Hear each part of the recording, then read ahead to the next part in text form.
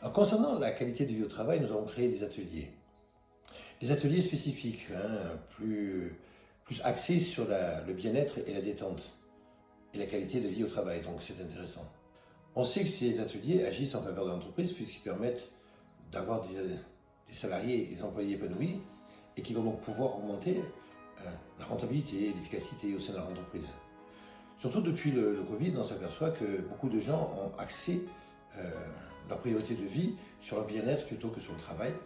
et qu'aujourd'hui il est difficile de trouver des salariés, de chercher des talents et que les talents veuillent bien bosser dans une entreprise, donc il va falloir leur proposer autre chose que des salaires, il va falloir leur proposer une belle qualité de vie au travail.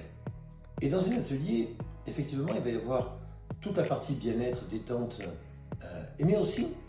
une grande possibilité de questions qu'on peut se poser, de réponses à des questions que les gens peuvent se poser sur leur vie perso, sur leur vie, sur leur manière d'être, sur la façon d'aborder la vie et aussi sur la manière